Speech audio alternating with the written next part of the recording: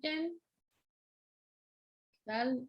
Bienvenidos a nuestra tercera unidad de la materia Administración de Sueldos y Salarios.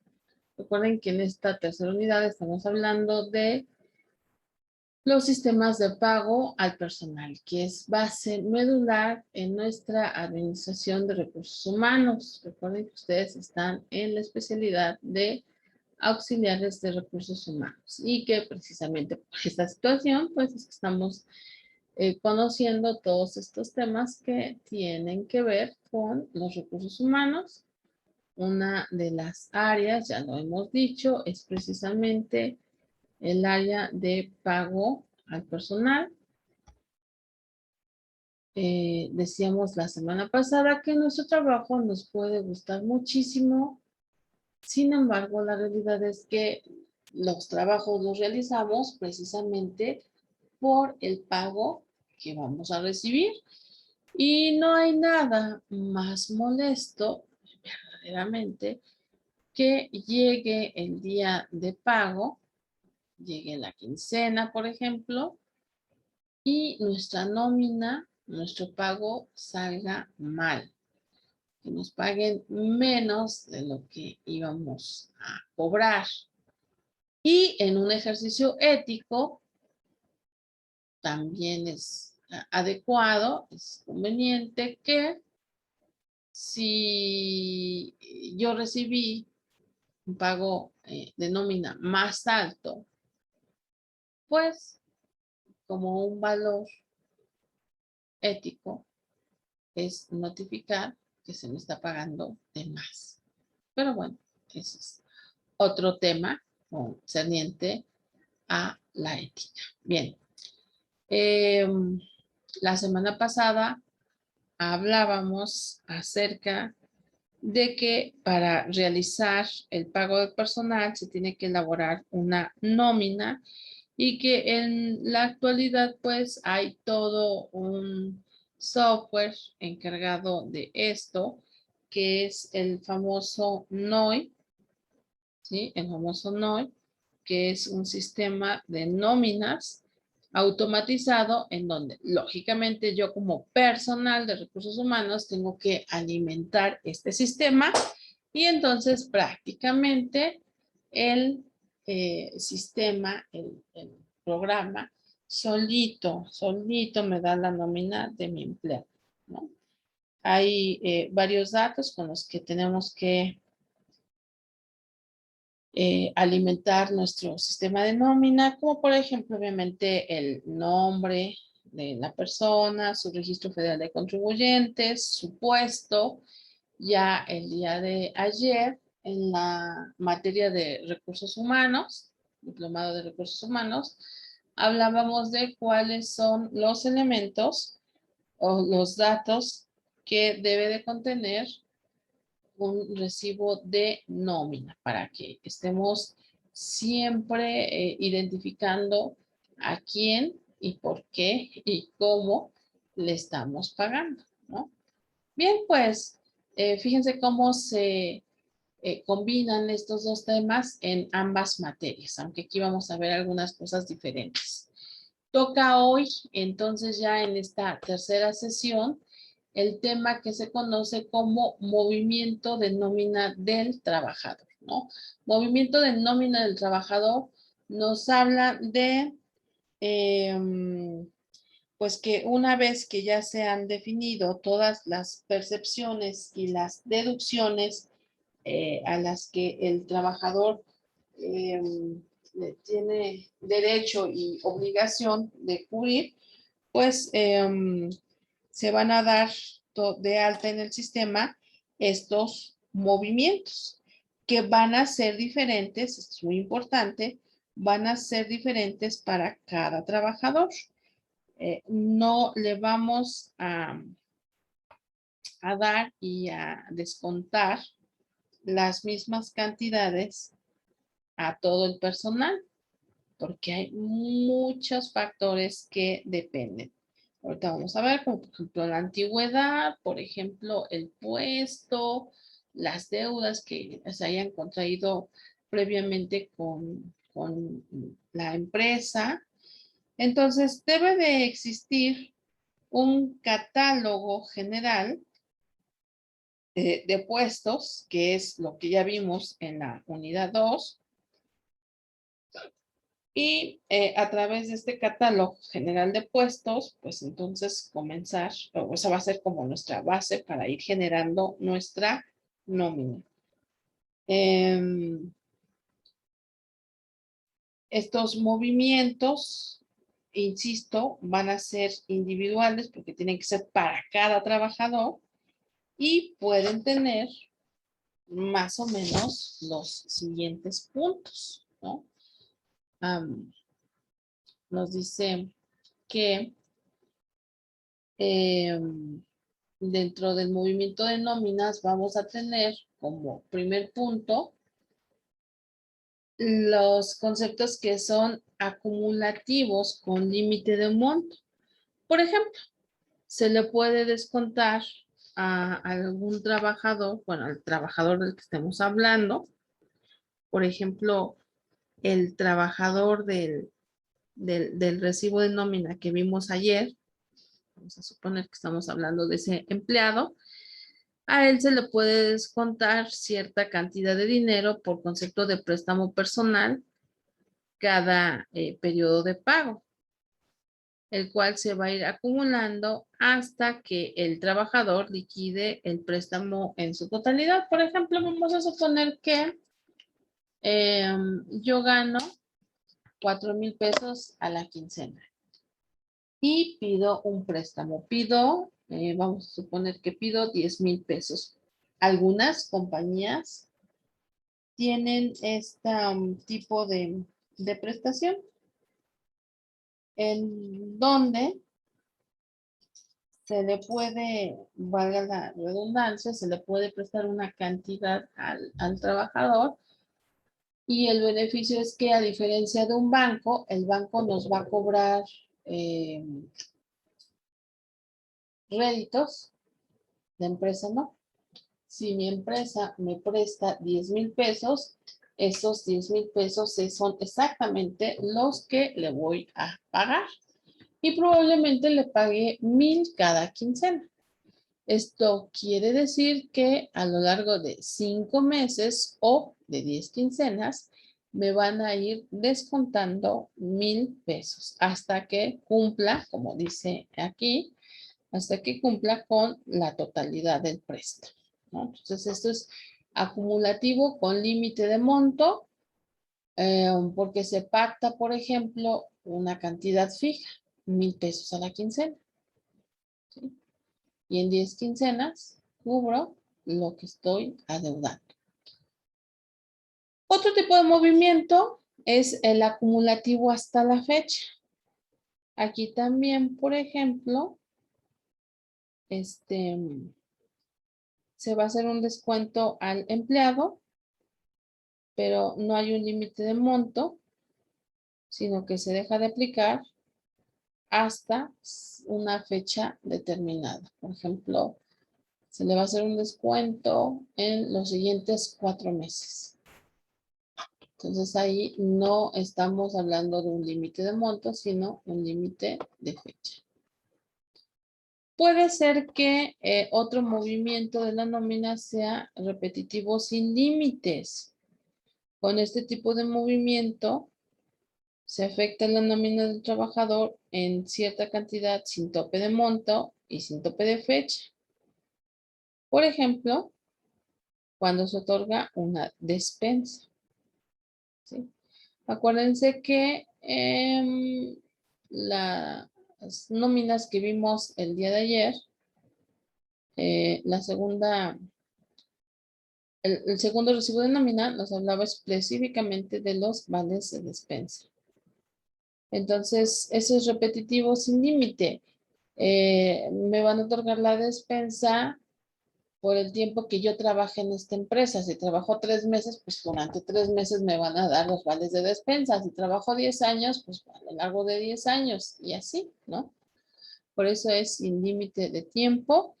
Y también a veces hay movimientos que son únicos porque solo se van a dar en una quincena determinado. Cuando se indica algún movimiento que solo se va a dar o que solo se va a cubrir o que solo se va a pagar, perdón, en un solo periodo, en un, sí, vamos, en un solo periodo, ¿no? En una fecha establecida.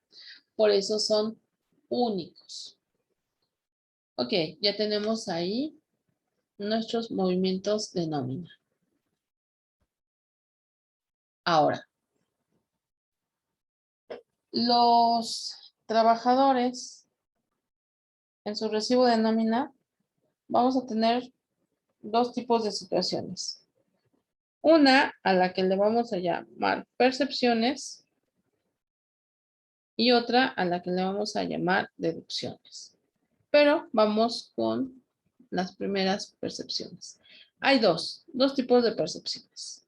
Las percepciones que vamos a llamar ordinarias y que se les llama así ordinarias porque son percepciones cuya remuneración es constante, la recibe el trabajador de manera constante, que es el salario tabulado, por ejemplo, pero también algunos otros conceptos, como por ejemplo un cierto porcentaje en la ayuda de renta, la despensa, el transporte, la prima de antigüedad.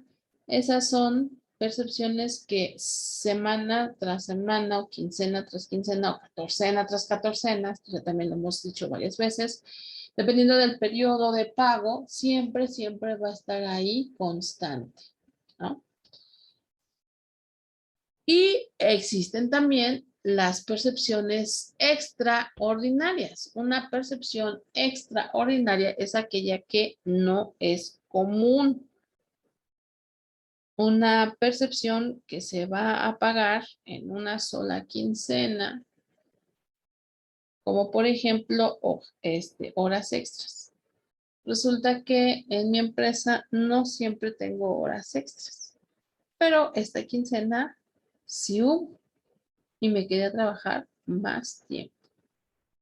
Entonces, precisamente en esa quincena, yo anoto estas percepciones extraordinarias. Como dice aquí, no son cotidianas, es decir, no son de todos los días. Bueno, no son de todos los periodos de pago, porque ya dijimos, puede ser catorcena, quincena, mes, semestre y hasta anuales, ¿eh? En verdad, hay instituciones que pagan al año, como por ejemplo la UNAM. Pero bueno, ahí ya es otro tema. Continuemos. Ahora tenemos las deducciones. Tenemos diferentes tipos de deducciones. Ya como su nombre lo dice, pues son cantidades que se le van a quitar al trabajador. Ayer cuando veíamos el recibo de nómina, fuimos parte por parte, concepto por concepto, para identificar cuáles eran las percepciones y cuáles eran las deducciones. Entonces, deducciones, pues para decirlo de manera sencilla, pues son los descuentos, ¿no? Descuentos que se hacen, por ejemplo, en las cuotas obrero-patronales, las cuotas que tienen que ver con los sindicatos. Esto también lo vamos a ver en derecho más adelante. Eh, el préstamo, si alguna ocasión pido un préstamo.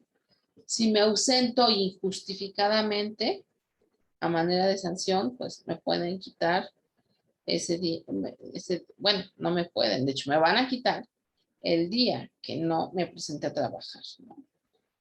O las pensiones alimenticias, cuando un juez así lo dictamina. Vamos a suponer el caso de un caballero que se acaba de divorciar y que el juez le dijo que tiene que pagarle pensión alimenticia a sus hijos. Entonces, las empresas están obligadas a descontar sí o sí esa pensión alimenticia y hacerse de llegar a la madre. Ese es un punto muy importante, ¿no? Ok, vamos ahora con otro concepto también que es bien importante y que se denomina reparto de utilidades.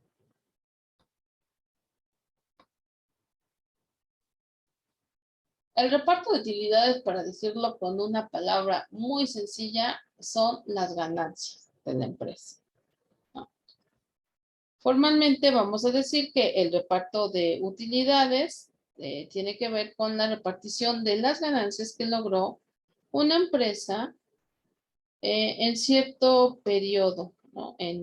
A lo largo de una operación. Esto ya lo hemos, acuérdense que el concepto de operación ya lo hablamos en contabilidad. Entonces, la ganancia que tuvo, por ejemplo, en un año, por ejemplo, ¿no? Es ahí tenemos un periodo de actividad. Los trabajadores entonces van a tener derecho a una cantidad de esas ganancias, es decir, de esas utilidades, y que todo esto se va a conformar de acuerdo a la ley. O sea, la ley es la que va a establecer. Y aquí vemos el siguiente punto. Se dice que es muy importante que se cree una comisión nacional. Esa comisión nacional va a estar integrada por representantes de los trabajadores, de los patrones y del gobierno. Y esta comisión va a fijar el porcentaje de utilidad que se debe de repartir entre los trabajadores. Repito, la comisión integrada por representantes de los trabajadores, de los patrones y del gobierno va a determinar cuál es la cantidad de ganancia que tuvo la empresa. Y luego,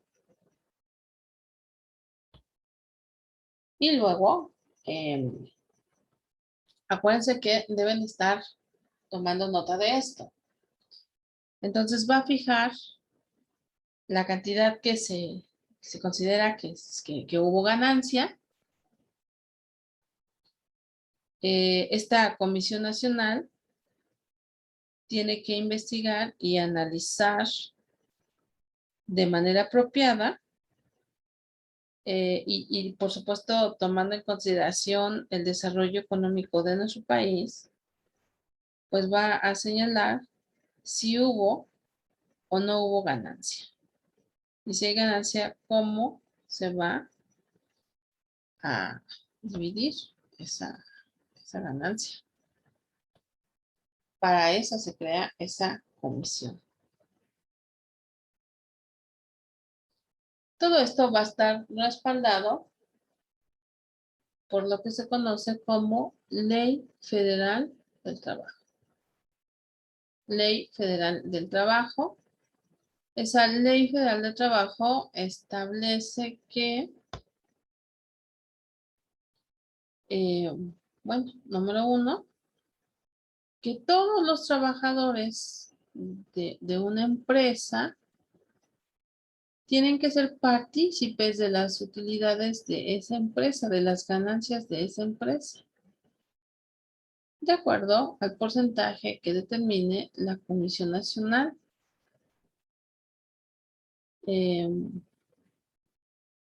Y esto, bueno, este porcentaje entonces va con respecto a la importancia del puesto.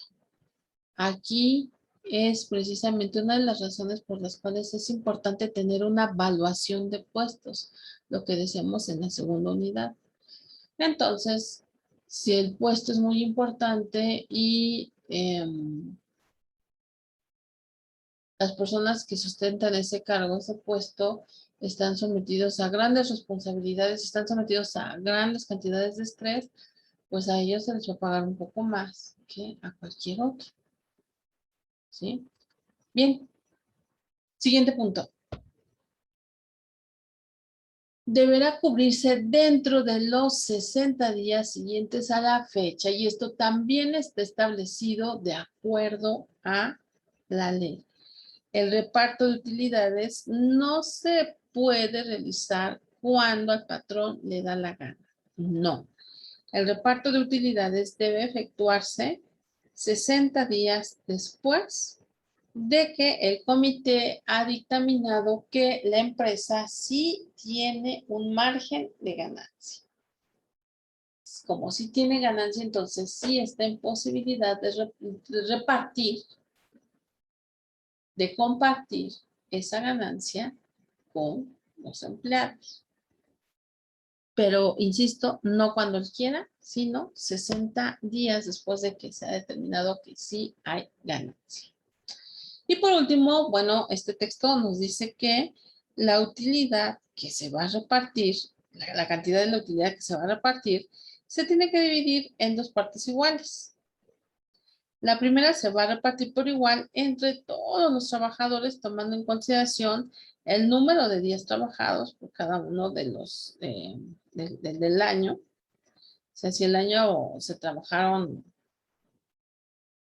no sé, 250 días, pues eso se tiene que tomar en consideración, independientemente del monto de los salarios. Ahí no entra el monto de los salarios.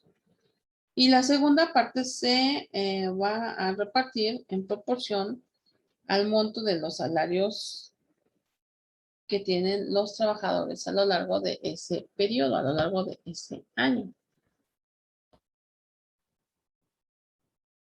¿Y cómo se va a dar ese periodo de entrega? Bueno, ya decíamos hace ratito, no es cuando el patrón quiera, sino que hay fechas específicas, sino que en el tiempo, en el periodo en que se va a otorgar esa participación de utilidades. ¿Y cómo es esto? Bueno, pues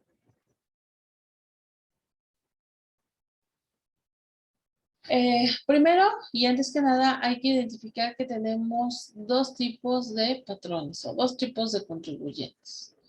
Al primero, como dice aquí, le vamos a llamar personas morales, que es básicamente el caso de una institución, el caso de una empresa. Una empresa es una persona moral y una persona física pues es una persona en lo individual. Vamos a suponer que yo soy estilista y trabajo en una pequeña estética cuyo dueño o cuya dueña pues es la comadre Juanita. Entonces, si esta estética ha tenido ganancia, yo como trabajadora de la comadre Juanita me tiene que dar utilidades.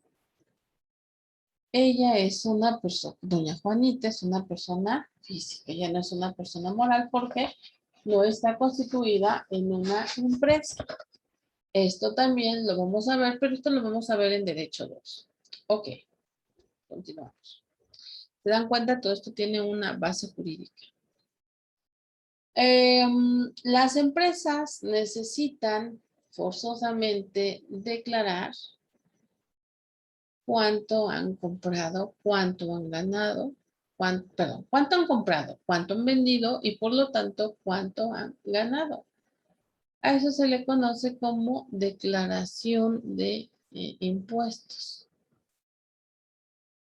Bueno, pues de acuerdo a lo que tenemos en la pantalla, ahí está, nos dice que los contribuyentes morales, es decir, las empresas, tienen que hacer su declaración antes del 31 de marzo de cada año. Pero cuando la empresa es una persona física, entonces la declaración tiene que hacerse a más tardar el 30 de abril. Y como hace ratito decíamos que el reparto de utilidades se tiene que entregar a lo mucho 60 días después, por supuesto que se puede hacer antes, pero cuando menos 60 días después.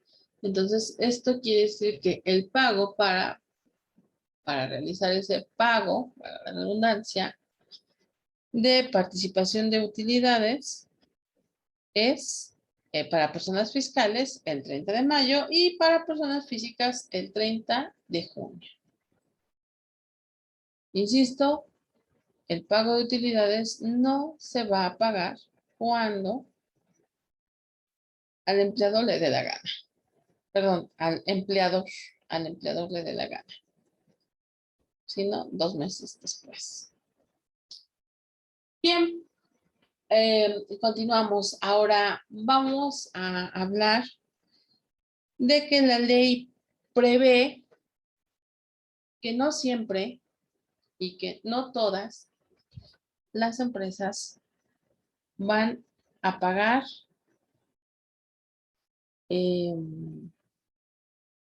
participación de utilidades. No todas las empresas van a pagar utilidades. Solamente van a pagar las empresas utilidades cuando demuestren que las tienen. Por eso se hizo un comité. ¿Se acuerdan que decía hace ratito que se formó un comité? Pero bueno, vemos aquí, sin embargo, que sí puede haber algunas empresas que estén exentas de pagar esa utilidad. ¿Quiénes son estas empresas que están exentas? Bueno, pues de acuerdo a lo que tenemos en la pantalla, nos dice que las empresas de nueva creación durante el primer año de funcionamiento, mi empresa va iniciando, tiene 8 meses. Entonces, ¿me pueden decir? Pues vamos a ver cómo nos está yendo, vamos a ver si hay utilidades. No. Yo apenas tengo 8 meses. Y como tengo 8 meses, entonces todavía no voy a ver el reparto de utilidades. Y esto es lógico porque una empresa que va empezando, pues difícilmente va a tener ganancias. Acuérdense, ya dijimos que la utilidad es una ganancia. Entonces, pues en el primer año es muy difícil que la empresa tenga ganancias. Entonces, ahí está ese primer punto. Luego, el segundo nos dice, las empresas de nueva creación dedicadas a la elaboración de un producto nuevo durante 2 primeros años de su funcionamiento. Bien, vamos a suponer que yo soy un emprendedor. Yo como emprendedor o emprendedora acabo de diseñar este artículo y lo quiero comercializar, es decir, lo quiero vender. Si el artículo es nuevo y mi empresa es nueva, entonces me dan ese tiempo de gracia de 2 años, ¿ok? Durante 2 años, como apenas vas empezando, como invertiste en tu producto, esto también lo vimos en contabilidad, como invertiste en tu producto, no te preocupes. 2 años no vas a pagar utilidades. Eso sí, al tercer año, pues vamos a ver qué es lo que estás haciendo. Y si tienes ganancias, es decir, si tienes utilidades, pues las tienes que pagar a tus empleados. Bien, el siguiente punto. Las instituciones de asistencia privada que realicen actos con fines humanitarios y, lógicamente, sin fines de lucro.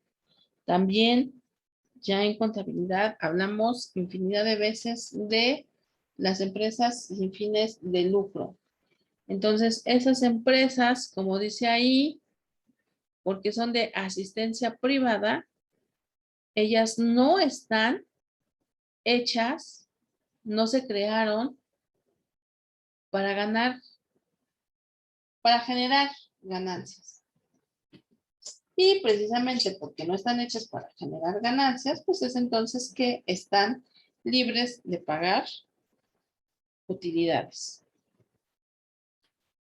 Bien, nos dice ahí que el Instituto Mexicano del Seguro Social, el Instituto de Fondo Nacional de la Vivienda, Infonavit, y en pocas palabras, todas las empresas paraestatales. Una empresa paraestatal es aquella que es del gobierno. Entonces, las empresas del gobierno no van a pagar utilidades porque no son empresas con fines de lucro. Y por último, nos dice aquí que las personas cuyo capital y trabajo generen un ingreso anual que no exceda el fijado por la Secretaría de Trabajo y Prevención Social. Es decir, generalmente empresas pequeñas que no generan mucha ganancia, que ya de antemano por una cosa o por otra sabemos que no tienen mucha ganancia. Entonces, pues, acuérdense que las utilidades se dan cuando la empresa tiene ganancia. Y si como dice aquí en el último punto, esta empresa no tiene ganancia, pues entonces no se paga nada. ¿Vale? Ok. Bueno, pues por ahorita es todo. Aquí dejamos entonces este tema. Recuerden que vimos algunos movimientos de la nómina del trabajador. Todavía hay algunos otros puntos, pero estos los trataremos para nuestra siguiente sesión. Por ahora, les agradezco su atención y recuerden, espero que hayan tomado apuntes, esto ya lo saben, y que me los manden por la plataforma. Esto es su asistencia del día de hoy. Muchas gracias y seguimos en contacto.